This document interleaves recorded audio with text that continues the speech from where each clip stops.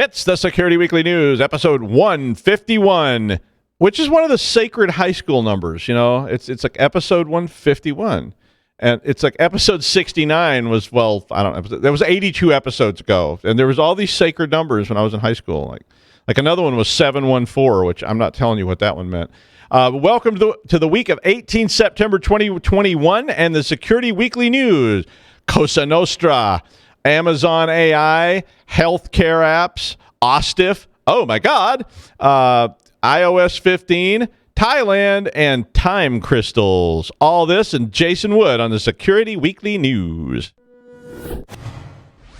This is Security Weekly, for security professionals, by security professionals. We interrupt our program to bring you this important message. It's the show that keeps you up to date on the latest security news twice a week, your trusted source for accurate security information and expert analysis. It's time for Security Weekly News. Every 11 seconds, there's a new ransomware attack. Oil pipelines, universities, corporations, all paying millions of dollars. Barracuda says, don't pay the ransom. Before a ransomware attack occurs, train your teams to recognize an attack and use anti-phishing technology. Protect your applications, and they can't get onto your network. Simple backup and restore solutions quickly recover your data without paying the ransom. Build your ransomware protection plan now by visiting securityweekly.com/Barracuda. That's securityweekly.com/Barracuda. See, I wanted to play the Barracuda song, but Nancy Wilson said she'd sue, so I couldn't play that. All right. Well, Tony Soprano finally moved out of the waste management business and into cyberspace. An international law enforcement collective has raided a cybercrime operation that was run by a gang with ties to the Italian Mafia, Cosa Nostra. And the group was using phishing attacks to commit fraud. I mean, okay, there's like an organized crime unit. They're using phishing attacks to commit fraud and convince victims to wire money to bank accounts controlled by the criminal network. Okay. I mean, it's like, that makes sense. Like the mafia organized crime moves into digital crime. Makes sense. Phishing, vishing, SIM swapping, business email compromise, all these things were going on, and defacing your Call of Duty avatar is the new breaking your legs kind of thing, according to Lilo 32-bit buffer Gambino. No, I made that part up. Anyway, money was being laundered into cryptocurrency, which I guess we would all expect, because that, if I was going to launder money, I would certainly be laundering it into cryptocurrency, if I could find a stable enough one. Or they were using it to fund other activities. So the police report was like, they're using it to fund other activities, and then they said, like prostitution, drugs, weapons, and all that sort of stuff that Tony Soprano always did. So the gang was generating apparently around 10 million euros a year from this, so they weren't a particularly successful organized digital crime group, but 106 people, 10 million a year. You couldn't even keep 106 people on the payroll. But anyway, they arrested 106 people in Spain and Italy in association with the gang, and 118 bank accounts were seized. The raid netted computers, 224 credit cards, SIM cards, point-of-sale terminals, and wait for it, this is my favorite. This is why I did the whole story, was just for this one thing. What else do you have to have if you're an organized digital cybercrime gang? An electric shock machine, which was apparently being used to torture people. I mean, you got to have that. It's just a part of the whole, like, I want to be a gangster, kit that you buy down at Gangster Unlimited. Anyway, this story's great. It really reads like the Nerd Sopranos episode, or maybe like West Side Story kind of thing. Like, instead of sharks and jets, you've got like C's and Javas, the functions and the objects. The 39th Street Struct gang leader was found dead in Joe and Mary's restaurant on Knickerbocker Avenue in Brooklyn last night. Paulie 64-bit Galiette got clipped by the North Koreans last night for that malware he wrote. Yeah, there you go. I'm telling you, The Sopranos is coming back, and I'm going to write it, and it's going to be like that. You'll see. It'll be on Netflix, though, because they'll greenlight that show. Anyway, drivers for Amazon and the delivery service partners that Amazon uses are being surveilled by artificial intelligence, which assesses their driving. There's another funny story, which assesses their driving safety and awards them a score. Okay, well, that makes sense. I mean, the scores are then used to provide bonuses and promotions. The tech comes from a company called Netrodyne, which sounds bad. I mean, Netrodyne. You're like, making your life better through napalm or something like that. I'm sorry, Netrodyne. And it's been placed in about half of the Amazon delivery fleet, which has grown from like non-existent to like every other vehicle is now one of those Amazon trucks. According to Amazon, the tech, and this is the part I like so much, the tech resulted in a 48% decrease in accidents. Okay, good news, except for the fact that there's a 48% decrease in accidents. But wait for it. Running stop signs and red lights fell 77%. What? And distracted driving went down 75%. So I was immediately thinking, like, so Amazon knew that their drivers were having a lot of accidents, texting while driving, running red lights and stop signs somehow, and they were able to take that calculation and determine how much it was reduced by? Like, I mean, so they knew this, and then they were like, let's fix this. At least they fixed it. I mean, if they got a percent change. A spokesperson for Amazon said that the video feed protects drivers, and the majority of the drivers love it. I think that's probably a bit of a stretch. Drivers told Vice they didn't love it. And, you know, of course, that's the PR rep versus the person using it. People out in the mine, they love those new shock collars we put on. Just motivates them to work harder all day long. They all love it, don't you, boys?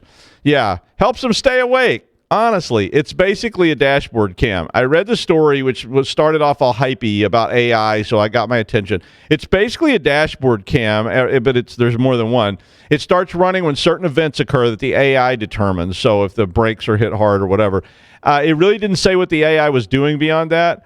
The driver said that some things were identified as events that were non-events, and it started recording, and then they got caught doing something, you know, which, okay, I've heard that kind of stuff. Honestly, if there could be that big of a drop, though, and they didn't report any actual numbers, so it could be 4 incidents went down to 1 incident or something like that, but I have my doubt. But it sounds like they were a bit worried that maybe their drivers weren't so great. Yeah, and they were going to get sued.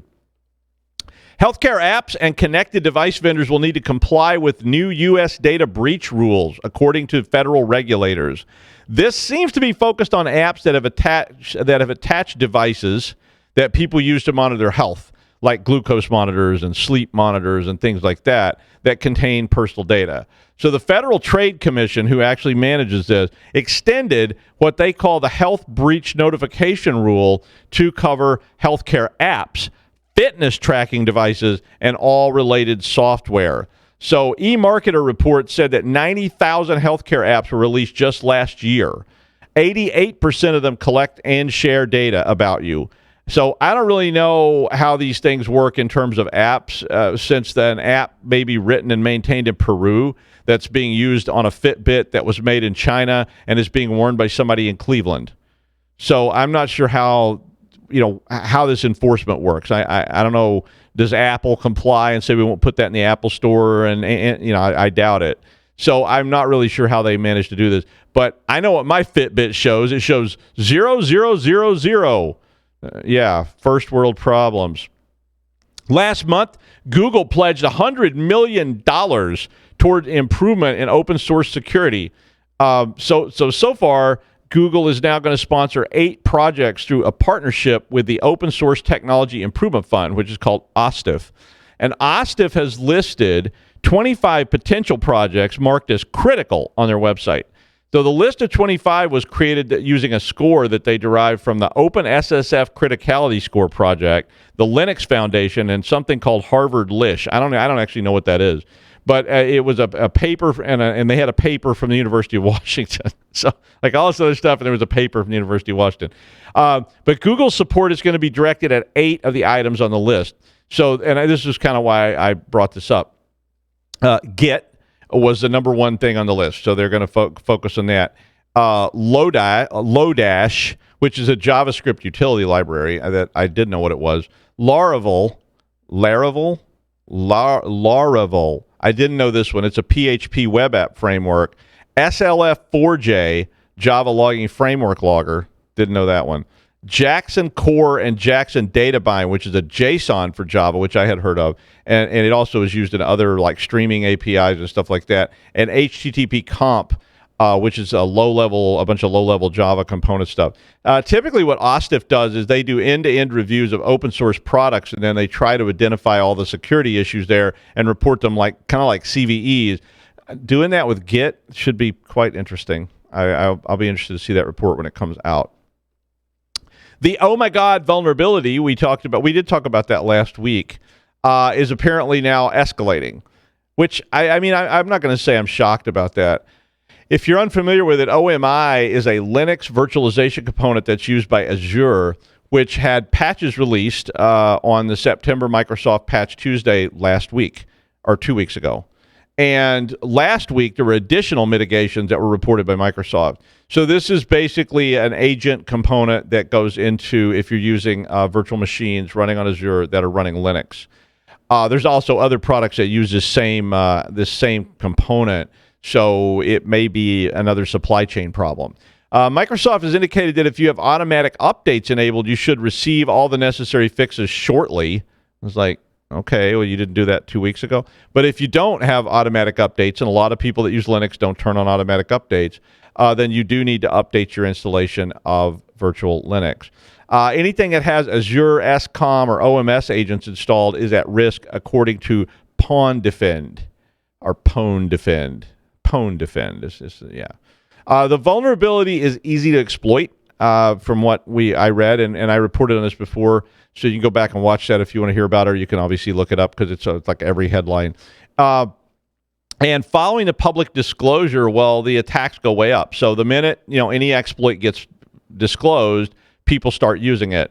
But this one really seems to be escalating according to the sources. Basically, the OMI has an authentication token, and this thing sounds so old school to me, but the OMI has an authentication token in the HTTP request, and if you look at it, you can actually see where you put that, and then you just erase the token. And so that sounds like something from like the early web days where you just take something out of the request and then it goes through. And once it doesn't have a token, it basically admits you without it. So, it's like, a blank password. So very old school. Attacks are occurring on port 5986 and port 1270, and it has a lot of different behaviors. It is a framework attack that could be used, but they had people running cryptojacking stuff, ransomware stuff, et cetera, et cetera. Census reported that they found 101 exposed services worldwide, which included a major health entity and 2 major entertainment organizations. It didn't say if they were using Showdown or what they were using to do that. But so anyway, if you use Azure Linux or other Linux derivations that may contain these OMI agents, you know the drill. iOS 15 rolled out yesterday, literally, and Apple added a feature for multi-factor authentication, among other things. They had a bunch of security patches and such. I don't think it's triggered yet. On my phone, and I actually have that update, but on my phone, it did not actually invite me to update. And when I tried to update earlier, it actually wouldn't. It just stalled, but then I finally got it to go through. This is a major update to the mobile platform. It's followed several emergency updates to the 14.x series of iOS that were released in the last couple of weeks that were due to 0 days. So the new iOS will contain a built-in authenticator app. This was kind of what caught my eye with the story. There's going to be a new authenticator app that will be built in to iOS, which can be used to generate MFA codes natively. Microsoft Authenticator is a similar tool, but it's not installed natively on Microsoft. You have to actually add it. And you can use that on your phone. I have that on my phone already. But they also added a new mail privacy feature that I already enabled, which basically prevents marketing companies from scraping iPhone users' email activities, which sounds like maybe they can do that now, which sounds pretty bad. I was the first thing I did was I went in and turned that on. Basically, the feature hides your IP address so that senders can't link your IP to other online activity and try to determine what your location is. So this has been something that's been going on where a marketer says, well, they won't let me have their information. I'm going to see if I could get the IP address out of this email. I send an email to them, see if I can determine where they're located, and then link that to some other, you know how that stuff works. But it also prevents senders from seeing that you opened their mail, so they can't get those receipts back to say that you actually received it.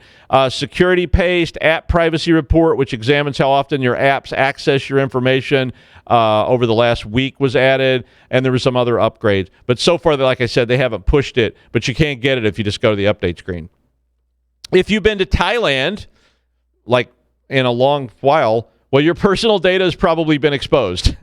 Comparatech reported that their cyber researcher found a database that contained personal information for over 106 million visitors to Thailand that dated all the way back to 2011.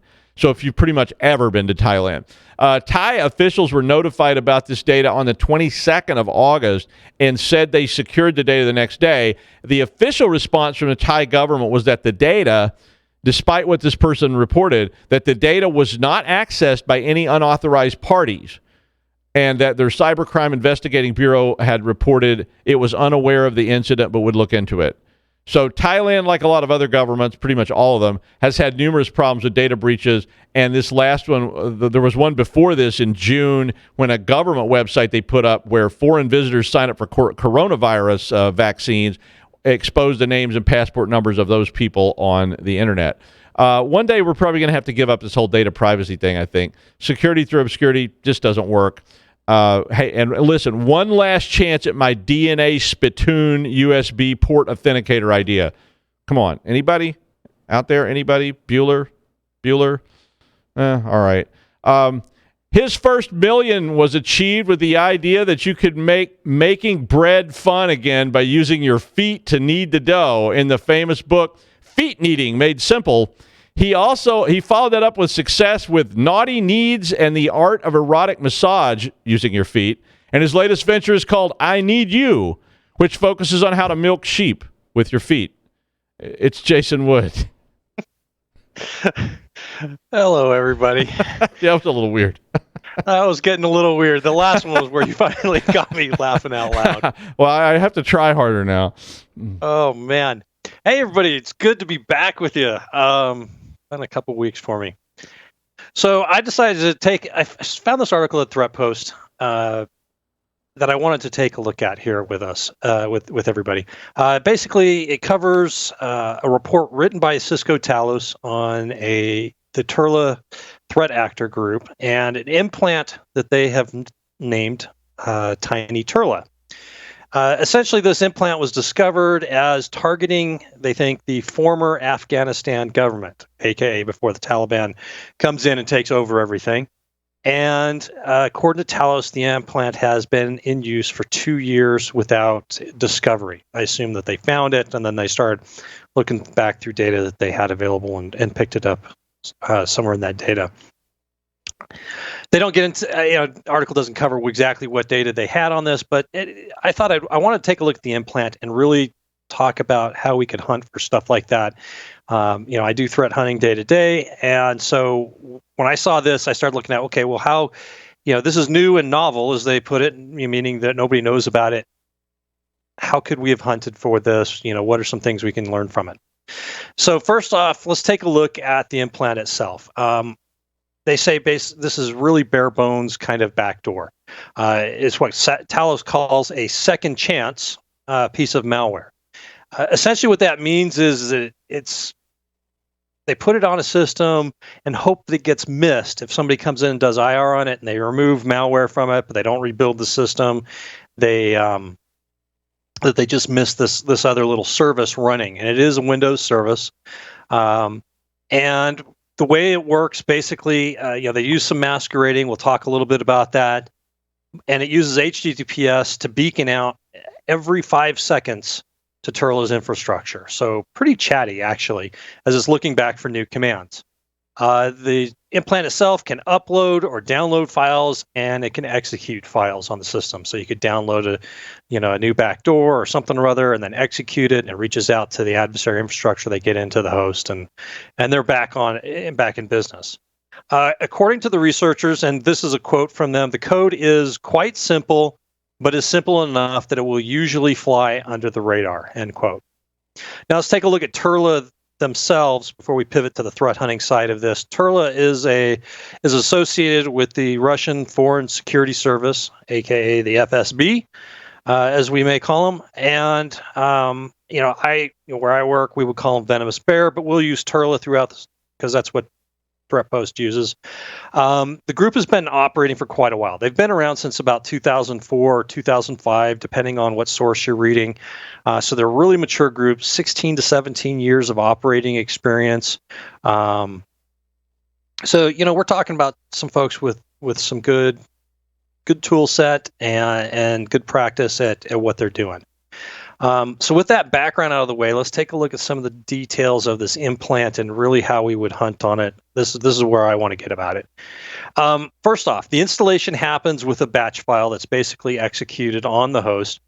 Now, the screenshot that you can find from the link in the show notes, everything's in English. Now, I don't know if that's from the host that they captured it in, like a test environment or something in the US that they captured it on, or was it actually, using English in the host in Afghanistan? I'm not sure there. But it includes the description of the service name, the display name to use, as well as things like registry keys to create and set up the configuration. So as I was looking through this, it's actually pretty, the English is pretty good. It has good grammar on it. It has all the different configuration items that they need. I assume that some of this was done, just for simplicity's sake, but also to make sure that this thing is, looks properly benign and looks safe to somebody who's just kind of reading through information on services running on the host. Now, what did they do with this? Well, first off, they didn't have their own executable. They didn't set the service to run their own binary. Or rather, they did, but they didn't. Instead of using their own exe to run it, they used servicehost.exe. And so the configuration says, hey, you're going to use service host, and you're going to load this DLL. Now, the DLL is the malicious bit here.